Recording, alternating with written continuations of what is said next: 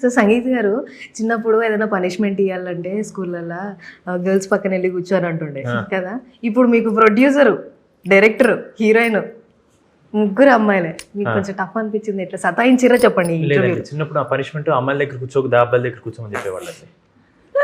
మీకు పనిష్మెంట్ అట్లుంటుంది? నాకు పనిష్మెంట్ అట్లుంటుంది. అంటే నేను ఎక్కడికైనా సరే ఇట్లా వాగుతూనే ఉంటాయి కదా. సో మీరు అబ్బాయి పక్కన పెట్టిన వాగుతాను, నేను అమ్మాయి పక్కన పెట్టిన వాగుతాను. అందుకే నన్ను సెపరేట్గా క్లాస్ రూమ్లో అటు తిరిగి లాస్ట్లో నుంచోమనేవాడు అనమాట.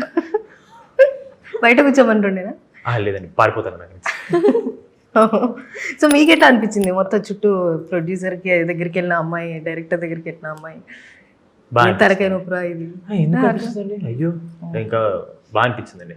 అంటే మ్యాడ్ స్క్వేర్ మొత్తం అందరు మగాళ్ళతో ఉన్నాం కదండి.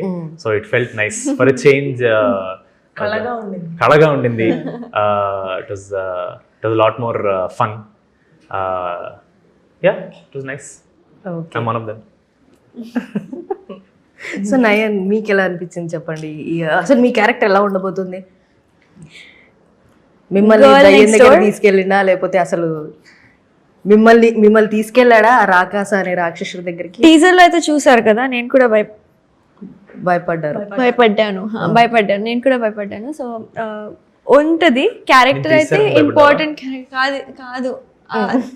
వీళ్ళు తీసుకెళ్తారా కానీ లేదా నేను వెళ్తాను, అది మీరు మూవీలో చూడాలి. కానీ yeah, this character is something different than what I have done before.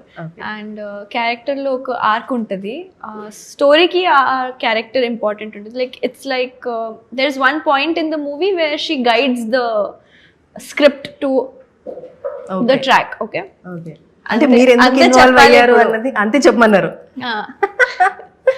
So మీరు ఎందుకు ఇన్వాల్వ్ అయ్యారు అన్నది నాకు క్వశ్చన్. అంటే లవ్ ఇంట్రెస్ట్ లాగా వెళ్ళారా లేకపోతే? ట్రైలర్ వస్తుందండి మీకు అప్పుడు అవుతుంది.